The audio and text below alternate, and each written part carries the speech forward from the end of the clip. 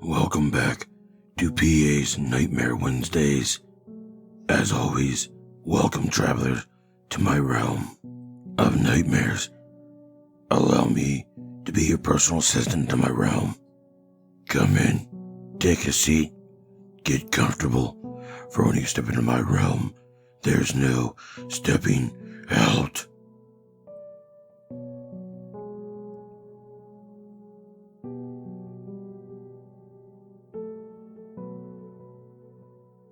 Watching, I saw Martha and Aaron walk into the rundown motel.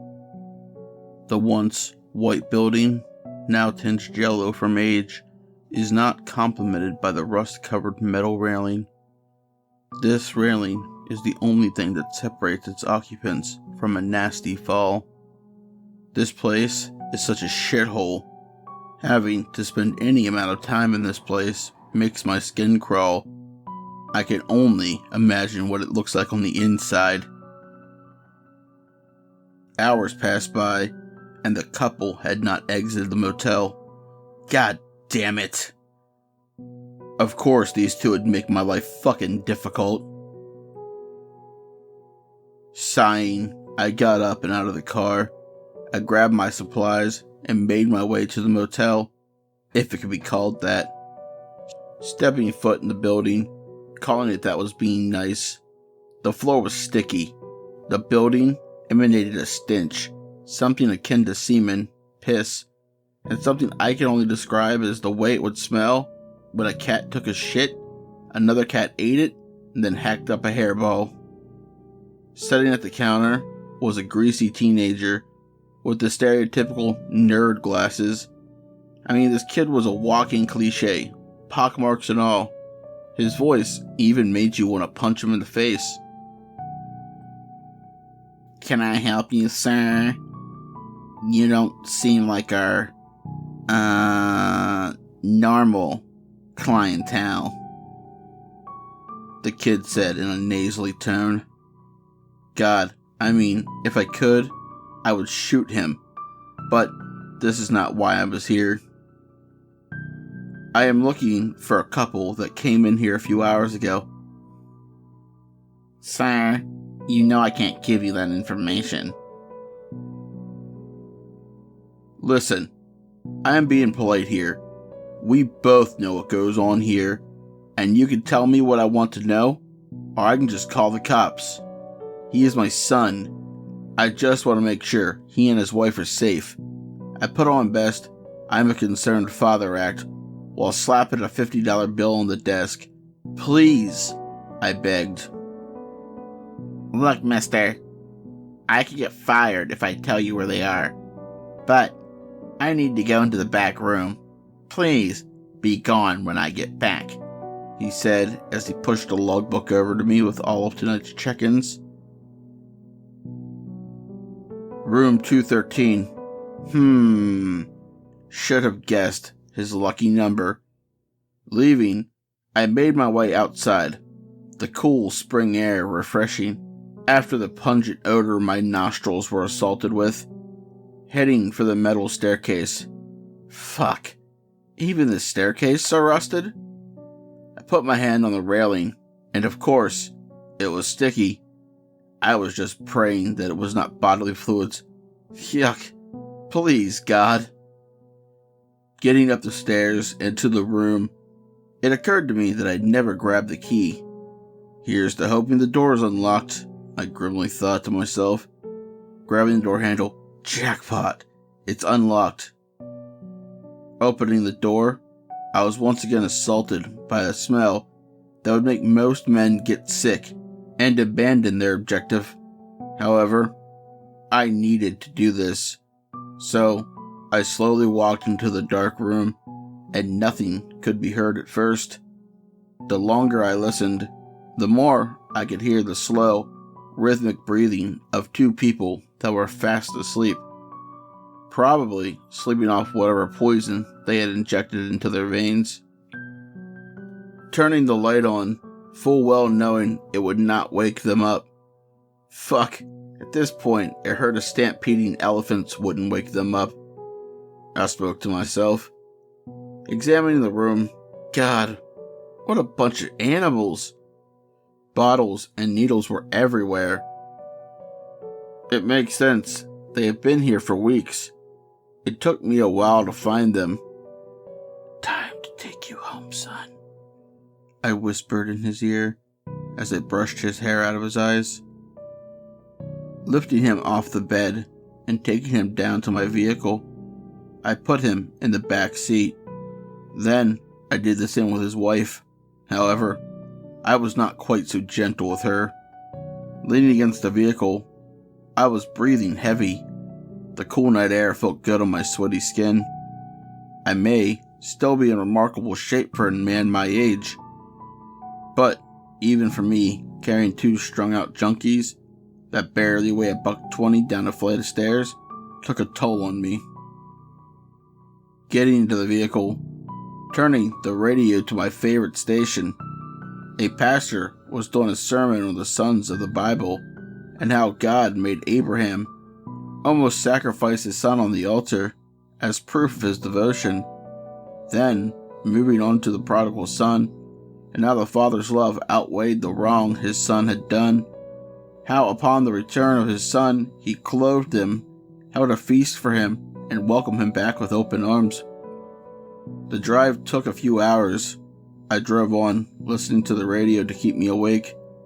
The dangers of the road when you were sleep-deprived were many, none more dangerous than the trance the passing lights could put you in. However, before I knew it, we were outside our destination. Pulling my vehicle as close as I could to reduce the amount of effort I would need to move these two into the building, I went down the stairs and opened the basement door. Few people use this room, so not only would I have the privacy I needed, but it made it easier to get what I needed set up, with no one seeing or asking unwanted questions. Walking down the concrete stairs and opening the old wooden doors, it had not been opened in years. The hinges were squeaking loudly in the quiet of the night. Looking around, thankful at this hour no one was at the church. We had just recently moved our congregation here, so the basement was not fully furnished yet.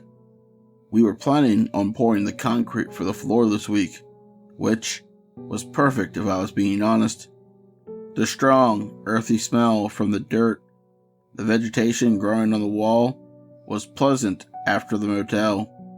In the middle of the room sat two metal poles with IV bags of morphine, as well as two chairs attached to each pole was a control for the IV pumps. However, they controlled the opposite pump. Next, getting my son strapped to the first chair and gently placing the needle into his arm, then doing the same for my daughter-in-law. I strapped them down. Can't have them escaping. At least, not until the lesson is over. I was walking back to the vehicle to retrieve my bag. There was not much time to do what I had to do, but I would do it regardless. All the prep work had already been done after all. I grabbed the smelling salts, first waking up my son, then my daughter-in-law. They woke up fast, but they had no idea what was going on. Quickly, my son's mind started to clear. He began to recognize his unfamiliar surroundings and struggling against his binds. Moments later, his wife began to do the same. They started to scream for help. Gagging them. That's what I forgot. Oh well. Like I said, no one was around to hear them, I smugly thought to myself. Stepping out of the shadows, I spoke their names. Martha, Aaron, come on now. No need to act like a couple of heathens. Well, more than you have already. My voice was sharp, and they both stopped to listen. Dad? Is that you? He whimpered. Yes, my son, it is me. I have come to bring you home and back into the loving embrace of God's love. I stepped closer to him, placing my hand on his shoulder. What are you doing, Dad? You can't do this. Let us go, please. Dad. He begged me, and it broke my heart. When did my son become this pale excuse for a man? You used to be a strong, shining example of a good Christian man. What would your mother think if she were still around? Would she be disappointed? But don't worry, my son. God gives us second chances, and so do I. But you must earn it. You sick fuck. What are you planning on doing to us? How will you earn your so-called God's forgiveness? She shouted at me from across the room. I spun on my heels and approached her. Well, you see, my dear, that's where the fun part comes in. I am tired of watching you two slowly killing yourselves. See, suicide is one of the unforgivable sins. However, murder with a repentant heart can be forgiven. So, this is how the lesson works. I have a timer set to both of these machines. If the timer goes off, you both die. However, if one of you can make the ultimate sacrifice and press the button, killing the one you love, the other gets to walk out of here and change their life for the better. Speaking these words calmly and slowly so even she could understand, I stopped right in front of her. Your God does not exist. You pathetic excuse for a father. What kind of man abducts his own family and asks them to kill each other? After she was finished, a hacking noise could be heard, and she spit in my face. I slapped her across the face. Now, is that any way to speak and treat your father-in-law, my dear? After all, I am only trying to help you. Well, regardless, here we are. The only thing you have to decide, my dear, is who lives, because at the end of the night, one will live and the other will die. Or will it truly be to death do us part? Walking to the other end of the room, I begun to dig a hole in the soil as they discussed what to do. Your father's insane, Aaron. Convince him to let us go. He will listen to you, she begged. Father, please, don't do this. What would God think? If you kill your own son or daughter-in-law, murder is a sin, but murder of your family is an act against God himself. Let us go, and we will act like this never happened. My son, my dear boy. A sin against God, you say? It was He who told me to do this. He who told me to trust in Him, and He who brought you back into my life. There is no way out of this. Like I said earlier, one lives and one dies, or you both die. So He has spoken. After I was finished, I went back to my digging. I am sorry. He never listened to me. He always thought of me as a big disappointment. Even marrying you, he told me if I went through with it, he would disown me. Why the hell do you think I haven't spoken to him in the 5 years we've been married? So, you're telling me, once again, you're useless. You can't hold a job, you can't get us the good stuff, and you can't even please me anymore? I have only stayed with you this long because I figured at least if you die, I could get the life insurance money. I would be better off without you. Martha looked back over to the timer. It was getting very close for the time to be running out.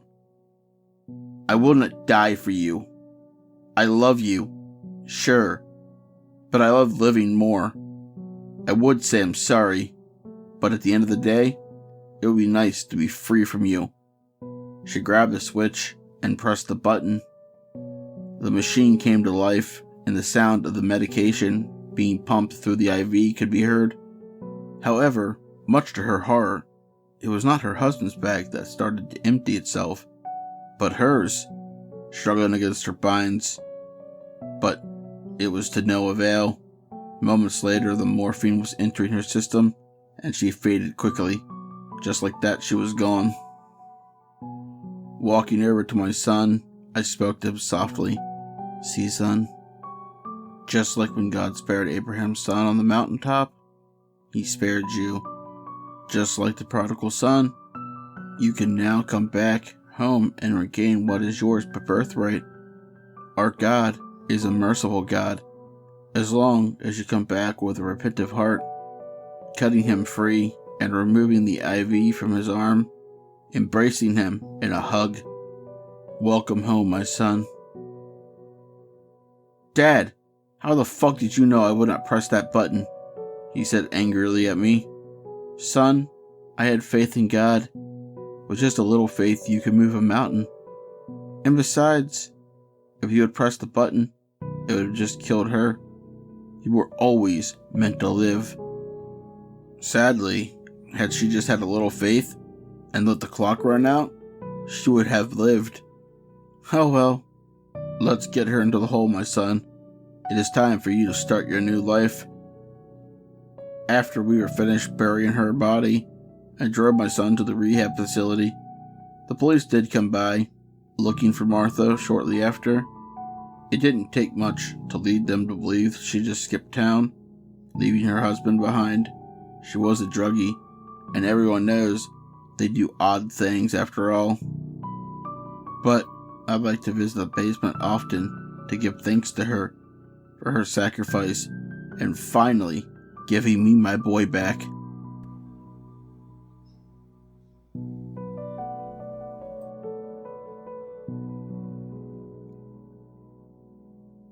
Tonight's story was written by myself, and if you enjoyed the story, chances are you will enjoy my good friend Vexarus. He is a new horror narrator and has a fantastic character named Dr. Vexy. Go check out his stuff and tell him PA sent you. All of Vexarus' links will be in the description down below.